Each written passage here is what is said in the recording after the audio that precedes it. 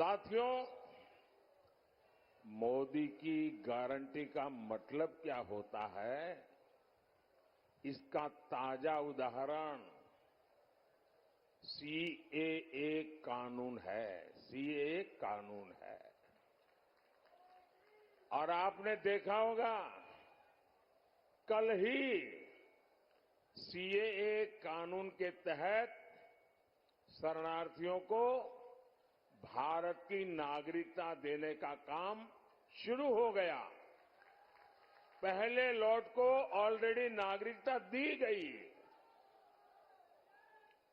और ये सभी भाई बहन हिंदू है, सिख है, बौद्ध है, जैन है, पारसी है, ईसाई है और ये वो लोग हैं जो शरणार्थी बनकर के लंबे अरसे से हमारे देश में रह रहे हैं। ये वो लोग हैं जो धर्म के आधार पर हुए भारत के बंटवारे का शिकार हुए थे। और मजा देखिए, ये महात्मा गांधी का नाम लेकर के सत्ता की सीढ़ियां तो चढ़ जाते हैं, लेकिन महात्मा गांधी की बातों को याद नहीं रखते हैं। खुद महात्मा गांधी ने भरोसा दिया था कि वो कभी भी भारत आ सकते हैं। 70 वर्षों में हजारों परिवार प्रताड़ना झेल करके अपनी बेटियों की इज्जत बचाने के लिए, अपना धर्म, अपनी संस्कृति, अपनी परंपरा को बचाने के लिए मजबूरन मुसीबत के मारे भारत मां की कोख में आकर के शरण लिया। लेकिन कांग्रेस ने इनकी कभी सूध नहीं ली, क्योंकि ये कांग्रेस के वोट बैंक नहीं थे। और ये लोग कौन है? ज्यादातर इसमें मेरे दलित भाई बहन हैं, मेरे ओबीसी समाज के भाई बहन हैं, मेरे पिछड़े भाई बहन हैं। और इसलिए इन पर वहां तो जुल्म हुआ ही हुआ, वोट बैंक की राजनीति में डूबे हुए यहां के कांग्रेस की सरकारों ने भी और उनके साथियों ने भी इन पर जुल्म करने में कोई कमी नहीं रखी। लेकिन यहां सपा, कांग्रेस और इंडी गठबंधन वालों ने इनके साथ क्या किया? इन्होंने सीएए के नाम पर ऐसा झूठ का पहाड़ खड़ा कर दिया, ऐसा झूठ चलाया। सपा, कांग्रेस जैसे दलों ने यूपी सहित पूरे देश को दंगों की आग में झोंकने का भरपूर प्रयास किया। आज तक ये इंडी गठबंधन वाले कहते हैं कि मोदी ये जो सीएए लाया है ना, जिस दिन मोदी जाएगा ये सीएए भी जाएगा। भाइयों बहनों, क्या इस देश में अब कोई माई का लाल पैदा हुआ है जो सीएए को खत्म कर सके? ये देश की जनता जान गई है, देश का हर नागरिक जान गया है कि आप लोगों ने वोट बैंक की राजनीति करके, हिंदू मुसलमान को लड़ा करके और सेक्युलरिज्म का ऐसा चोला पहन लिया था कि आपकी अंदर की पाप की सच्चाई बाहर नहीं आती थी। ये मोदी है जिसने आपका नकाब उतार दिया है। ये आपका नकाब, आप ढोंगी है, आप सांप्रदायिक है। आपने देश को 7 दशक तक संप्रदाय की आग में जूझने के लिए मजबूर कर दिया है। साहब, मैं साफ साफ कहना चाहता हूं मेरे भाइयों बहनों, ये मोदी की गारंटी है। देश विदेश कहीं से भी जो भी ताकत इकट्ठी करनी है कर लो, मैं भी मैदान में हूं, तुम भी मैदान में हो।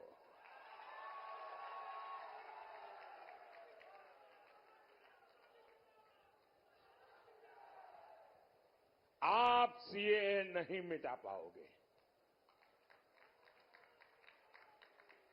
आने वाले कुछ महीनों में ही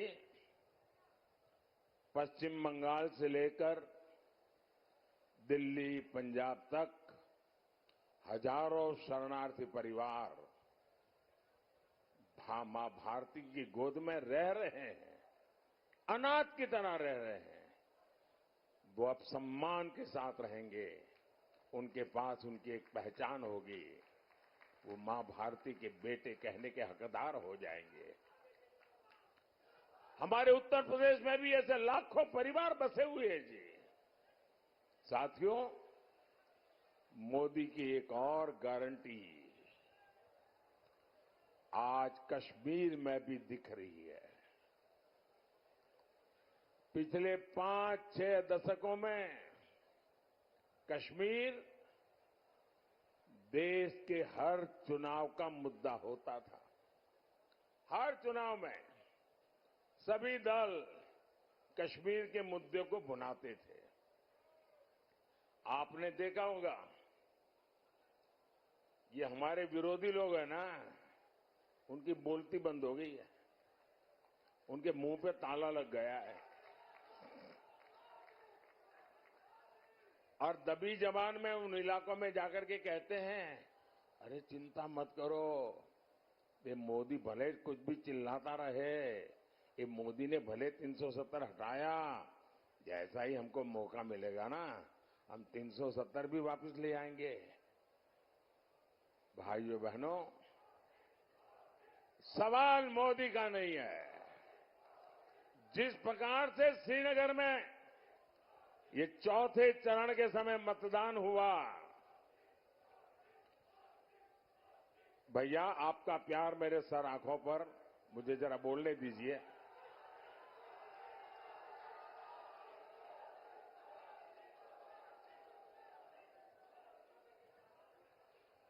चौथे चरण में श्रीनगर में जो मतदान हुआ है, 40 साल के बाद वहां भारत के लोकतंत्र का उत्सव मनाया गया, भारत के संविधान का गौरवगान किया गया और मतदान करके लोग गर्व अनुभव कर रहे थे कि वे हिंदुस्तान की सरकार बनाने जा रहे हैं। श्रीनगर के जीवन में बहुत बड़ा दिन था और श्रीनगर के लोगों का उत्साह है ना, वो साफ दिखाता है कि अब कोई भी 370 वापस ला करके वोट बैंक की राजनीति नहीं कर पाएगा। आजमगढ़ के यूपी के हमारे सैनिक परिवारों की माताएं बहनें हमेशा चिंता में रहती थी, न जाने कब कश्मीर की धरती पर आतंक की धमाका कर दें, न जाने कब पत्थरबाजी हो जाए और न जाने कब बुरी खबर आ जाए, कोई ठिकाना नहीं था। लेकिन मोदी ने कश्मीर में शांति की गारंटी दी थी। मोदी ने 370 की दीवार गिरा दी, 370 की दीवार गिराई। पहले वहां चुनाव आते थे तो हड़तालें होती थी, मतदान करने वालों को मौत की मुसीबत आ जाती थी, आतंक की धमकी देते थे। लेकिन इस बार श्रीनगर में पिछले अनेक चुनावों के रिकॉर्ड टूट गए भाइयों। साथियों, ऐसा काम वही कर सकता है जिसके रग रग में राष्ट्र प्रथम का संकल्प बह रहा हो। आप याद करिए, 10 साल पहले देश में एक सामान्य व्यक्ति की सुरक्षा भगवान भरोसे होती थी। कभी बम धमाके, कभी आतंक, कभी स्लीपर सेल, कभी दंगे, और आजमगढ़ की तो पहचान ही बदल दी गई थी। न जाने किस किस नाम से आजमगढ़ को बुलाया जाता था, कितना बदनाम करके छोड़ा था। देश में कहीं भी धमाके होते थे तो सबसे पहले लोगों का ध्यान आजमगढ़ की तरफ जाता था। लोग आजमगढ़ की चर्चा करते थे, और तब यहां समाजवादी पार्टी की सरकार आजमगढ़ की प्रतिष्ठा के लिए न कुछ सोचती थी न कुछ करती थी। तब सपा के शहजादे आतंक के समर्थन में दंगाइयों का सम्मान करते थे। धमाके करने वाले आतंकियों को छोड़ा जाता था। स्लीपर सेल्स को राजनीति का कवर दिया जाता था। इसी रवैये के कारण देश भर में आतंकवाद फला फूला। अनेक माताओं को अपने बच्चों को बर्बाद होते देखा, और इन लोगों का आज भी ऐसा ही रवैया है। भाइयों और बहनों, सपा कांग्रेस दल दो है, लेकिन दुकान एक ही है। ये झूठ का सामान बेचते हैं, ये तुष्टीकरण का, परिवारवाद का और भ्रष्टाचार का सामान बेचते हैं। अब ये लोग तुष्टीकरण की ट्रिपल डोज लेकर आए हैं। एक तरफ ये लोग पिछड़े, दलित, आदिवासी का आरक्षण छीनकर अपने वोट बैंक को देना चाहते हैं। दूसरी तरफ ये इंडी गठबंधन वाले आपकी संपत्ति का आधा हिस्सा छीनकर उसको भी अपने वोट बैंक को देना चाहते हैं, और साथ ही ये लोग देश के बजट को भी बांटना चाहते हैं। बजट का 15% भी अब वहां सीधा का सीधा माइनॉरिटी के नाम पर ही अलॉट करना चाहते हैं। मैं आप सबको कहना चाहता हूं, देश की एकता के लिए, देश में सच्चे अर्थ में संविधान का सम्मान करने के लिए, देश में सच्चे अर्थ में बाबा साहब आंबेडकर की भावनाओं को जीने के लिए हमें ये भागला करो राज करने वालों से चौकन्ने रहने की जरूरत है। देश को आज सबसे ज्यादा एकता की जरूरत है। 70 साल तक उन्होंने हिंदू मुसलमान करते रहे। आओ एक बन करके चले, दुनिया में देश का नाम रोशन कर करके रहे।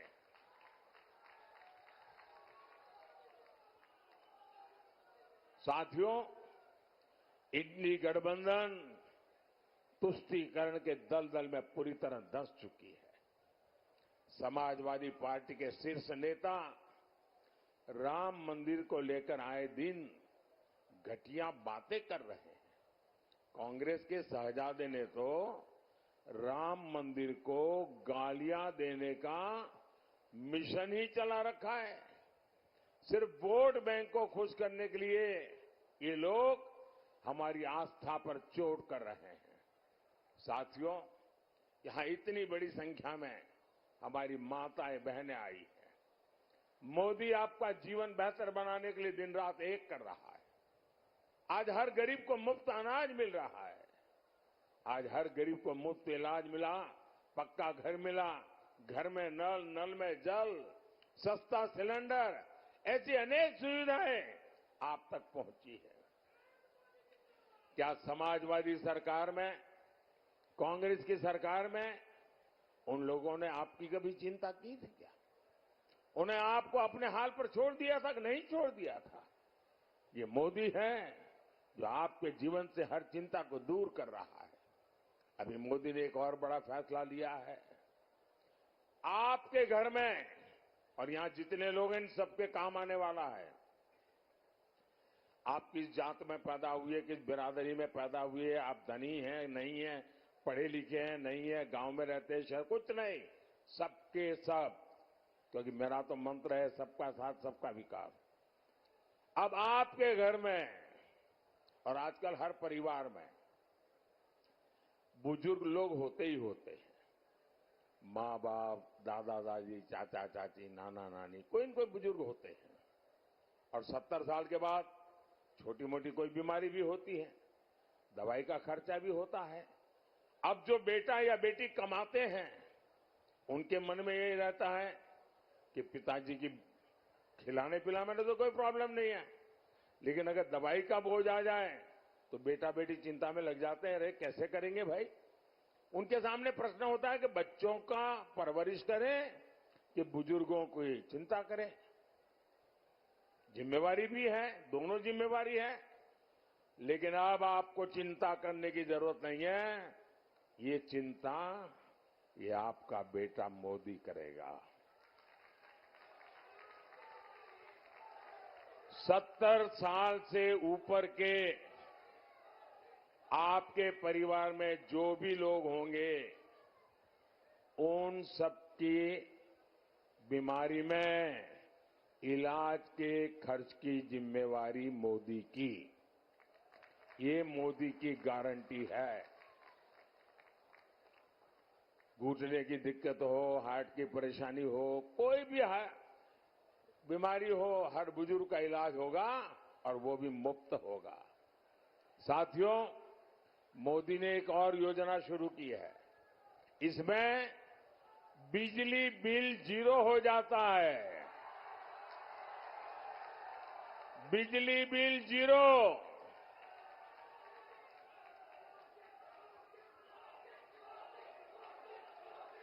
इतना ही नहीं, बिजली बिल तो 0 हो जाएगा, लेकिन बिजली इस्तेमाल करने वाला हीरो बन जाएगा। सिर्फ निरहुआ हीरो हो गया था नहीं, आप हीरो बन जाएंगे। इस योजना को मैं समझाता हूं और ऑलरेडी चालू कर दिया है मैंने। ऐसा नहीं कि 4 जून के बाद करूंगा, कर दिया। योजना का नाम है पीएम सूर्यघर मुफ्त बिजली योजना।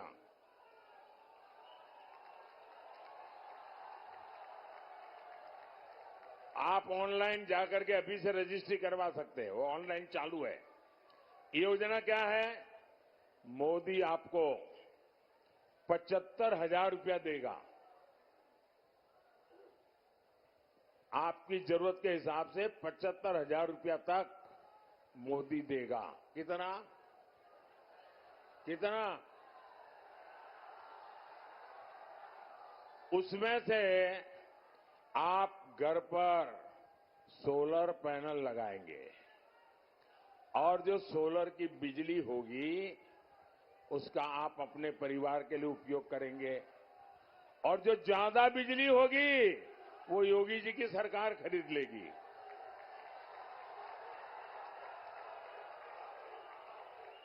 अब इससे आपका बिजली का बिल तो 0 हो जाएगा, आप बिजली बेच करके कमाई करना शुरू कर दोगे। ये काम मोदी आपके लिए कर रहा है। और आप रजिस्ट्री करवा सकते, ऑनलाइन जाइए, सारी चीजें अवेलेबल है। साथियों, आज भाजपा सरकार में यूपी का तेज विकास हो रहा है। मंदुरी एयरपोर्ट बना है, महाराजा सुहेलदेव यूनिवर्सिटी बनी है, किसान कल्याण के काम हो रहे हैं।